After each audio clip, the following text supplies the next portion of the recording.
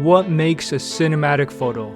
Is it the lighting of the scene, the colors that capture our attention, or how the elements are cleverly arranged inside a frame? In this video, I'm giving you a complete guide to AI prompting for extremely cinematic photos. We'll cover 5 fundamental elements of cinematic composition to help make your photo stand out from the crowd. Composition is how the visual elements of a photo are arranged. It's not just about what you put inside an image, but what the relationship between those elements is. Good composition tells a visual story by guiding the viewer's eye. Starting with basic geometry, which is made up of points, lines, and shapes. Points are the simplest element of composition. Where's your eye drawn to in this photo? Points are the most effective way to direct your viewer's attention. This woman takes up a tiny portion of the screen, but the surrounding context of the mountain and lake around her signal a triumphant climb to the top, giving you a sense of conquest. To use this concept in our prompts, we'll have to figure out how to isolate a small area of the image. I'm prompting for a small temple in the peak of the Tibetan mountains at nighttime. There's a small glowing light coming from the temple and mist in the mountains. Since it's nighttime, it'll be dark and the glowing light from the temple jumps out on the screen. If we stack a bunch of points together in a sequence, we'll get our next geometric element, lines. Different from points, which direct you to a single area of the canvas, lines are a path for your eyes to follow. There's all sorts of different lines we can use in our photography prompts. Vertical lines appear tall and strong, giving a sense of power and structure. Horizontal lines, on the other hand, are best suited for tranquil scenes, suggesting a peaceful and relaxing mood. Lines arranged in a pattern give off the appearance of being organized. For this photo of interior architecture, I prompt for there to be vertical columns inside the building because I want a strict and professional atmosphere. We don't have to be so rigid with our composition though. Adding in curves makes the architecture appear more welcoming, but also more elegant. Lines also signal a start and an end, guiding us along a path, like this windy road in the mountains. Once you start thinking about them, it's hard to not see lines everywhere. Spirals are a special type of curved line that guide you towards a single point in the center. They can be kind of disorienting. If we carefully arrange a set of lines together and join their start and end points, we'll get our next geometric element, shapes. Shapes are unique compared to our other geometric elements of points and lines because they have the special property of taking up visual space. Simple shapes give powerful subliminal messages to the viewer. Squares and rectangles convey stability and structure. The straight lines and right angles are subconsciously associated with reliability. Triangles are more dynamic compared to rectangles and also appear much more frequently in the natural world. Depending on the visual context of the scene, triangles can create a sinister vibe. They're commonly used in popular culture to represent evil organizations. Circles are technically just perfectly curved lines, and they appear soft and fluid since they have no sharp corners or angles. Circles can represent wellness and life, and bring a sense of wholeness to the image. Clean geometric shapes are satisfying to look at, although they do tend to look man-made. Organic shapes feel more natural. When you combine organic shapes with human structures, it makes for a stylish combination. A popular cinematography technique is using shapes to create a frame within a frame. See this office worker inside the rectangle? The small rectangular frame shrinks the canvas and lets us focus on just the smaller region inside.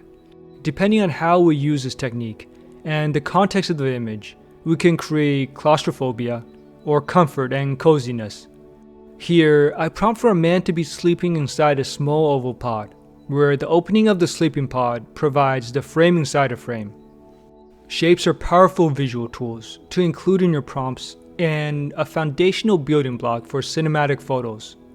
The second fundamental element of cinematic composition is camera, specifically the shot type and angle. Before getting into that though, we need to cover the concept of space. In any image, the canvas is divided into positive space, which is the area that the subject takes up, and negative space, which is the empty space around them. Even though empty space is filler, it plays a big role in how we view the image. By leaving most of the canvas empty, With a wide-angle camera shot or a long shot, you can create the illusion of isolation and loneliness. The larger your subject appears, the more crowded the image is. In a close-up shot, your subject dominates the photo. By removing all negative space from the image and filling up the entire canvas with your subject using an extreme close-up shot, you give them a powerful presence. The closer we are to someone, the more intimate the relationship feels. Photos are typically taken at eye level, which feels the most natural, but switching up the camera angle makes your images feel much more dynamic. After all, it's not just about what you're seeing, but how you're seeing it. Starting with a low-angle shot, where the camera is placed below eye level, so we're looking up. This empowers the subject and makes them appear large, intimidating, and in charge of the situation. Reverse the roles with a high-angle shot, which moves the camera above the subject and tilts down. Now, we're the larger and stronger ones, and the subject appears small and vulnerable. You can emphasize the silhouette of your subject by shooting the photo from behind. This creates a sense of anticipation, leaving you curious about what the subject sees from their perspective. Moving the camera directly overhead, we become observers, allowing us to have a more objective perspective on the scene. In photos, the three-dimensional world is compressed onto a 2D canvas. In order to maintain that illusion of 3 dimensions, we need to use depth. Depth is created by dividing our image into 3 distances: the foreground right in front of us, the middle ground, and the background all the way in the distance. In this image, I prompt for a close-up shot of a soldier on a battlefield, with ears covered by his hands. That's what's in the foreground, closest to us. To create the illusion of depth, I added in explosions from artillery and tanks in the background. Think of ways you can distinguish between the different distances, like shooting a photo through a window. This uses the same frame within a frame technique we discussed earlier. Focus is a key aspect of creating depth. Shallow focus highlights the foreground and blurs out the background. This typically is used on human subjects, but you can actually apply it to anything else, like this red martini glass. To adding more of a story, I prompt for a blurred, out-of-focus woman in the background. Deep focus uses cameras with a large field of depth that capture sharp details at all distances. It's a great technique that makes a world feel larger, but it can be hard to prompt for. You can try using phrases like, "Every detail in the background is crystal clear."